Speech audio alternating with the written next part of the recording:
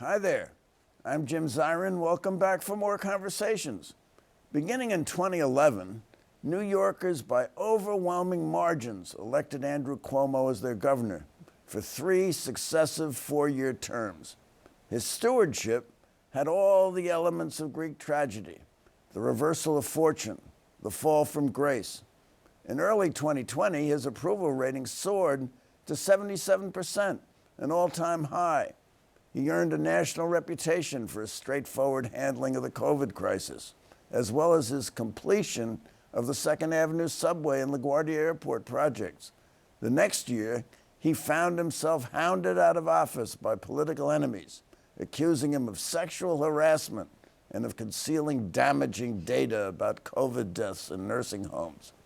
Melissa DeRosa is with us, Chief of Staff to Andrew Cuomo during most of his time in office. Melissa has written a scorching Take No Prisoners book entitled What's Left Unsaid, in which she vividly depicts the blood sport of Albany politics. Kirkus calls her book an angry, raw, and briskly told memoir. And The Guardian says she punches hard. Her anger is white hot. We're pleased to welcome Melissa DeRosa to the program.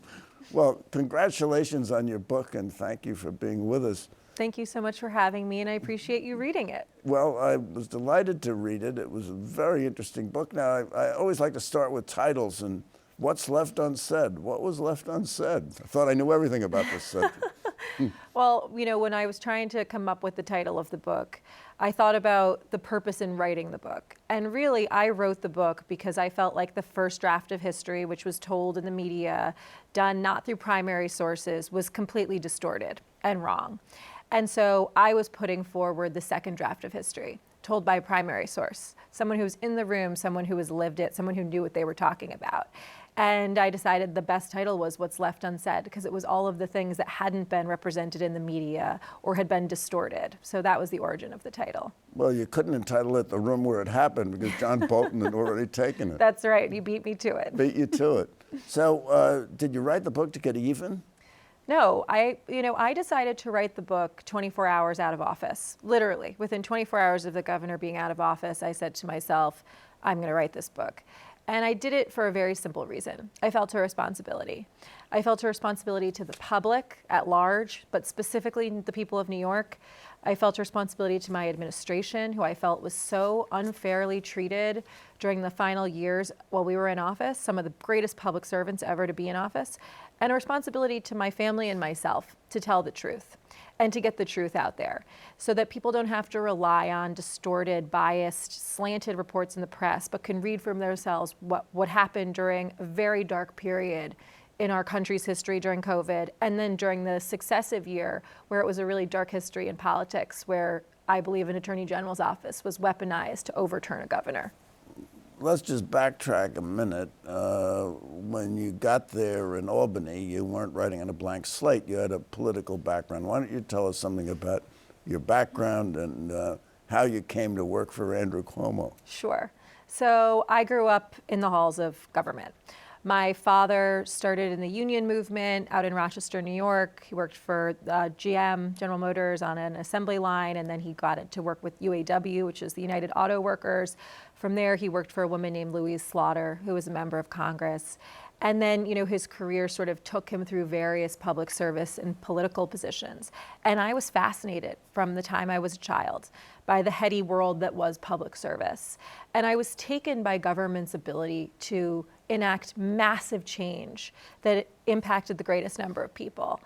And, you know, government creates civil rights, and we build literal bridges. We send troops off to war to defend democracy. And there, to me, there's nothing more incredible than that. And so from the time I was a kid, I was fascinated by it. When I was 16 years old, I interned for the political director of the AFL-CIO. When I was 19, I interned for Hillary Clinton when she was a US Senator, first, you know, female senator from New York. I went to Cornell University. I graduated and bounced around to various governmental and political positions, including working for Barack Obama, running his state political operation, deputy chief of staff, and then subsequently chief of staff to New York Attorney General under Eric Schneiderman. And then I went into the Cuomo orbit in 2013 as comms director. And from there, I quickly rose. Communications, excuse me, communications director. And from there, I quickly rose through the ranks. I became chief of staff, and then subsequently I was appointed secretary to the governor, which is a constitutional position. It is the most powerful unelected official in the state of New York. And I was the first woman to get appointed to that position. So it was a glass ceiling moment. I was 34. It was everything that I had worked for. I accomplished it at a very young age. And from there, we took on things like COVID and scandal and crisis, and it's all in the book. But you were a staff person, really. You weren't elected, you weren't a line person. There's a distinction between staff and line, but yet you were thought of as the most powerful person in Albany. How do you reconcile all those roles? It's funny because I always thought of myself exactly as you said, as a staff person. I was a behind the scenes person. I managed the government. I managed our senior staff. I helped set our policy agenda, but I was a staffer. And COVID changed all of that. Those 111 days that Governor Cuomo and I and a couple of other staff people spent doing those nationally televised press conferences, suddenly overnight, it was like I was catapulted from unknown staff person to being a household name, which was something I never signed up for. And with that came a lot of positive attention and ink and, fanfare, but it also came with a giant target on my back. And when you get to that level in politics and people are paying attention to you and talking about you and you're getting plaudits, you also need to brace yourself because the other side is coming. And so I experienced in those 2 years sort of catapulting from a relative unknown to becoming, someone who was very well known nationally and then someone who became the target of a very angry press corps.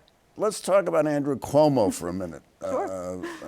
Most people would say that he has a baleful countenance. He's sort of sorrowful in affect. He's mean-spirited. He's nasty. People didn't like him. Dick Ravitch said he was hated in Albany. Others have said, Liz Smith said he was just terrible to other people. What was he like to work with? He was none of those things. Look, could he be a tough boss, a demanding boss? Absolutely. If you were on the other side of him while he was trying to get the Tappan Zee Bridge rebuilt or the 2nd Avenue subway rebuilt or marriage equality passed, and you were trying to stop him and he was the person you were up against, were you going to like him at the end of it? Maybe not. But he didn't care because to him, being in government meant actually producing results for real people. And so if that meant having to have sharp elbows at certain moments or twisting arms at certain moments, he didn't care. He was there because he worked for the people. And these caricatures that were portrayed of him over the years, primarily by political opponents, they're sort of laughable. Nobody's one-dimensional. Everybody's three-dimensional. And the people who were closest to him that worked for him knew that. I certainly knew that. His family knows that. But also when he was in the office, or he was in the Capitol, he had a job to do. And he was very clear in his purpose and his dedication, 24 hours a day, very intense, very goal-oriented. And so that's who he was. And over time, when you're doing that, you tend to alienate people who would frankly otherwise rather be left alone. Well, he was an inspiration to all of us during COVID. I remember that quite vividly, that while Trump was telling me to drink Clorox, Cuomo was giving me the facts, and that's really what I wanted.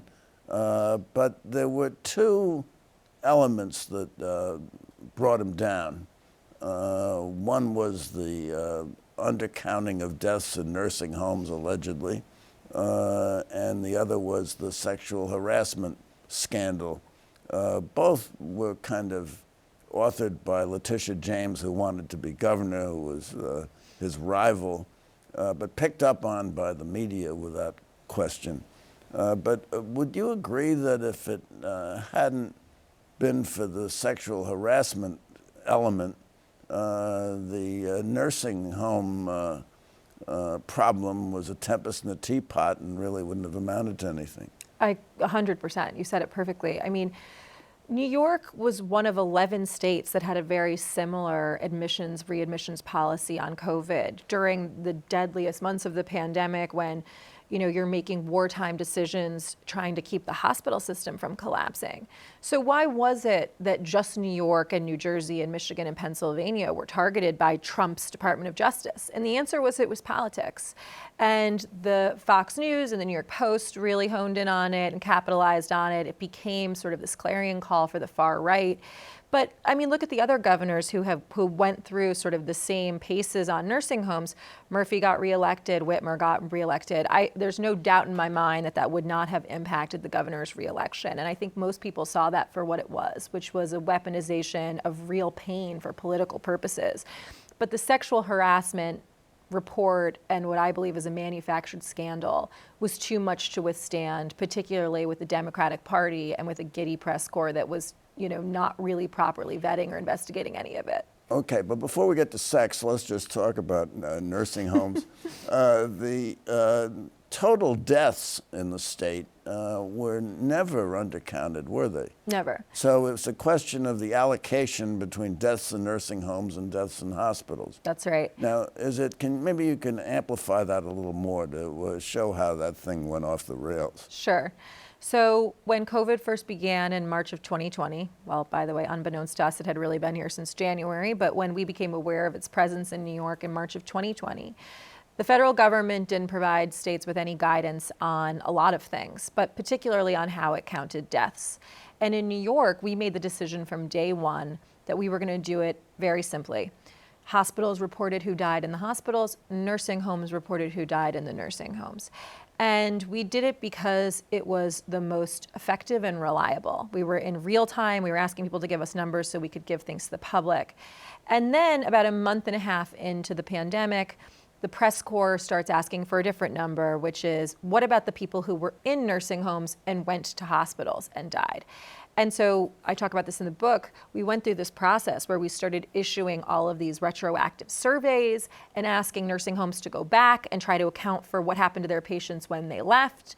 We also asked them to tell us who probably died of COVID. This concept of probables was introduced, which ironically, New York was one of only 11 states in the country that did probables. They reported probables. And we were actually accused by Donald Trump at the time of inflating New York's deaths to make him look bad. So the idea that there was ever an issue with undercounting is sort of laughable when you put it in that context. But so in any event, that's where the issue was. The overall total deaths was never in question. The question became, what about the people who were in nursing homes at one point, left, went to hospitals, and died in hospitals? And that number became politicized. So were they toted up as deaths in nursing homes or deaths in hospitals? And really, last analysis, what difference does it make? I mean, your words, not mine. but I mean, look, it was, again, it was something that was weaponized and politicized. No one, questioned that people who were elderly died at a higher rate. That was the case. But they were more nationwide. susceptible to dying. They were more susceptible to dying. This was an illness that impacted immunocompromised and the elderly. But at the end of the day, what sort of gets lost in the fog of COVID is that every state in the country that has looked at this has concluded the same thing, which is that nursing home patients died because COVID entered nursing homes through staff and through visitors who didn't know that they had COVID at the time in those early months before we knew about asymptomatic spread and other things. And there wasn't testing in the early days. And there wasn't testing. If I wanted to go into a nursing home, I just walked in. That's right. That's right.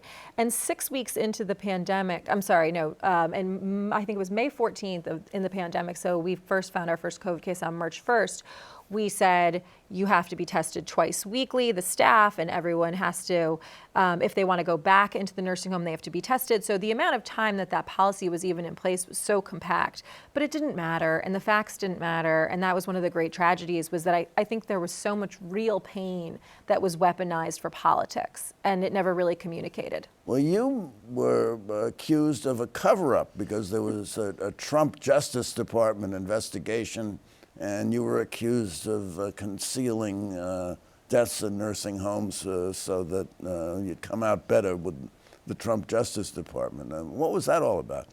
That was the New York Post at its finest. That was a leaked transcript. I wouldn't say finest. At their most effective. That was a leaked transcript from a closed-door meeting that I had held with legislators where I was trying to explain to them this complicated issue around the numbers. And I had used the words froze and pause interchangeably. And I said we got subpoenaed by the federal Justice Department at Trump's direction, we believed. And we froze. But then the next sentence I said, and so we went to the legislature and said, we're going to put your request for these numbers on pause while we respond to the Trump Justice Department. And the New York Post did what it did. It said that I admitted in a closed-door meeting to obstructing justice, to hide criminal activity so that, they couldn't come after us for wrongdoing in the nursing homes, when it was the exact opposite of what I said. And in July of 2021, we actually received a letter from the Justice Department saying, we reviewed the numbers that you turned over, and there's nothing here to investigate. So not only were the numbers accurate, but it didn't demonstrate that there was anything going on in New York that wasn't seen in any of the other states that would have pointed to an issue on that March 25th policy. And so, but it was too late. The die had been cast, the narrative had been hardened, and that was one of the things I learned over and over again as I write in my book. The lesson I learned, if you don't defend yourself in real time, if you don't correct the record, if you don't get out in front of these things, it's impossible to ever undo. Okay, so that's a great slide into sex. I promised you we'd get to sex. Letitia James announced that she was investigating allegations of sexual harassment, particularly 11 women, and of course 11 women is worse than one woman, but you didn't get out in front of that investigation, did you? Well, and it's funny, so it didn't start as 11 women. It started off as there were two women, this woman, Lindsay Boylan, and this woman, Charlotte Bennett. Both had made these claims publicly around sexual harassment, and we believed at the time the only way to deal with it was to call for an independent investigation. And we had actually reached out to this woman, Barbara Jones, who has been a judge for a very long time, is above reproach, actually has been since selected to oversee various DOJ investigations dealing with Trump. But at the time, the legislature wanted their good pal, Tish James, to be in charge of the investigation. And she was organizing people behind the scenes saying, it has to be me. He's disrespecting a black woman who's in office. And they created this political pressure where if we did not immediately give her the ability to investigate us, then the legislature was going to move to impeach. So with a gun to our head, literally, we allowed Tish James to take over this investigation. And I write about it in the book where I actually said to the legislative leaders, my counterparts, I said, we will take any lawyer in New York, but we're not doing Tish James. And they said, it is what it is, you have to. So she comes in, she refused to rule out that she was running for governor. We said, we'll let you do the investigation under the predicate that you choose truly independent prosecutors to run it, with no history involving us, the office, and no plaintiff's attorneys, who we believed would be incentivized to build a case as opposed to doing an honest investigation. And what does she do? She chooses June Kim, who had a long history of investigating our office with his good pal Preet Bharara, and a woman by the name of Ann Clark, who runs a plaintiff's firm. So it was the exact opposite of what she had agreed to do. And from there, we were off to the races. I mean, it started off as these two allegations, and then the report comes out on August 3rd, 2021, and the number was 11. And I tell the story in the book of when I get the phone call from Rich Azzopardi, who was our comms director, senior advisor, communications director, senior advisor. And he said, she's saying 11 women. And I was like, 11 women? What are you talking about? And he says, I've never even heard of half of these people.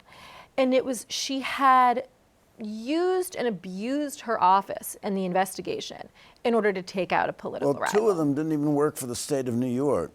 Two of them didn't work for the state of New York. A number of the allegations were very trivial. 3 of the women said under oath they weren't sexually harassed, so that's 5. Let's knock those out. I actually say 6 because one she claims was a state contractor, although to this day she's never identified that person. So anyone who talks about due process, you're kidding yourself. So let's put those 6 aside. And then when you look at the remaining 5, they don't stand up.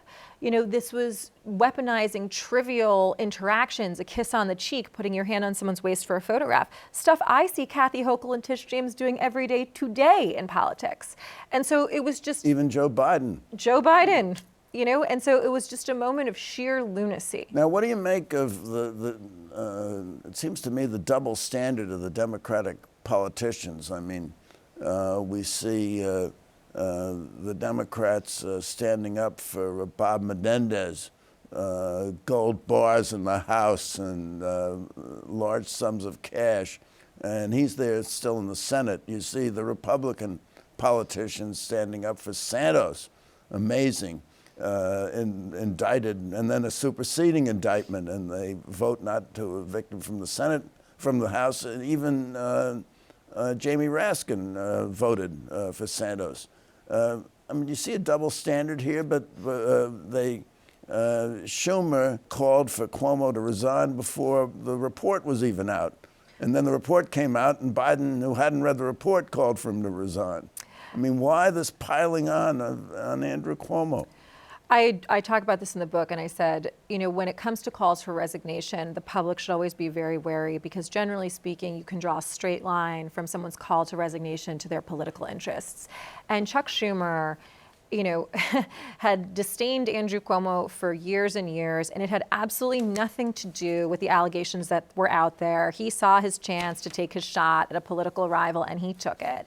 And as far as Joe Biden is concerned, Joe Biden had been accused of sexual assault by Tara Reade, and very quickly 7 other women came out and accused him of varying levels of harassment, misconduct. And you know, in my view, I think the White House made a calculated decision in that moment that if we don't separate ourselves from this very quickly, it could come back on us. And they could revisit all the allegations against us, which at the time, members of the media didn't go near, because he was running against Trump and no one wanted to do anything that could harm his election chances. And so it was all politics. It was politics everywhere you looked. And it is something that to this day blows my mind that the press does not go back and take a look at, because this was the weaponization of the Attorney General's office to take out a political rival and overturn a duly elected governor, and people should care about that. Now, of course, early on, Cuomo issued a statement where he endorsed the investigation by Tish James and said he was going to cooperate with it, and that it was a very good investigation. He was glad there was going to be this investigation. He was confident he'd be exonerated. Do you think that was naive and ill-advised? No, it was neither of those things. It was buying time. I mean, look, maybe people don't so want to hear that. Why didn't he say, let's wait and see what she says? I'm confident we can refute anything that's adverse. I mean, why did he seem to say, you know, whatever she finds, I'll abide by it? Was that just to mollify the legislature? It was to mollify the legislature and the press. And it was an attempt in a moment in time to take the temperature down. It was so hot every day. It was a struggle to just get to the end of the day. And so he was saying what we believed the legislature and the press wanted and needed to hear in order to get to the next day. And I look back on that period of time, and we never should have given her the authority. We should have taken our chances with the legislature. We would have, I believe, at that point, gotten better due process there than what happened with her one-sided farce of a report. But these were decisions being made by sleep-deprived people, dealing with COVID, dealing with crisis, dealing with scandal. And, you know, there's a lot of things that at the time we did that when I look back on it, I say, if only. If only. But of course, there's one allegation you haven't touched on, and it's a touching allegation. It's the state trooper and his protective detail who says he touched her once on the stomach. I mean, maybe it was inadvertent, maybe it wasn't. What's your answer to that? Well, it's interesting. You know, that state trooper sued me, which, as I write in the book, it was an interesting thing to be sued by a woman who herself under oath said she never talked to me or had any interactions with me. But that gives you a sense at the level of lunacy that this all reached, was that this woman represented by Wigdor, which is this notorious plaintiff's firm that has been previously accused of using the media to extract financial settlements out of, that she was suing me, someone that she had never engaged with. But the trooper was very complicated, and that was the one that sort of tipped everything over at the end, because everyone said, oh, well, if a state trooper. So they didn't even consider the facts or what she was saying. And it's funny, I was on Bill Maher a week and a half ago, and he sort of broke down some of the stuff about the trooper, and he's like, oh, you touched your back in an elevator and said, hey, you kissed me on the cheek, this is what we're talking about. But no one drilled down on what the allegations were even. And while I was in the trooper lawsuit, I decided, well, I'm here. I was dismissed, just to be clear for your... I knew that. Yes, I was dismissed from the lawsuit because I should never have been there to begin with. But while I was in You the didn't lawsuit, pat her on the stomach. I did not. While I was in the lawsuit, I told myself, you know what? I'm going to sit in on these depositions. So I sat in on the depositions and I watched as these male troopers came in and said, oh, yeah, he would kiss me on the cheek. Oh, yeah, he would pat me on the stomach as he would walk by me and I was opening the door. It was his affectionate way of saying, like, I see you, pat you on the, the shoulder, pat you on the stomach, like pat you on the back. And there was nothing sexual about it. There's nothing sexual about it. Is there a chance we're going to see him again in politics, that he'll run for governor next time around? That's a question for him, but I don't doubt it. I don't doubt it. I think that he's looking around at the state of the city, the state of the state, the state of the country, and as someone who loves public service and government, I think that he is flummoxed by the lack of leadership at every level, and I just don't see him sitting this out for the rest of his life. And if he were to be elected, would you accept an appointment as his chief of staff? I would support him any way that I could, but it's time for me to chart my own course and figure out my own life. Chart your own course. Thank you so much for coming by. This has been really wonderful. Thank you. Thank you for coming by. Tune in next week for more conversations. I'm Jim Zirin. Meanwhile, take care, be well, and all the best.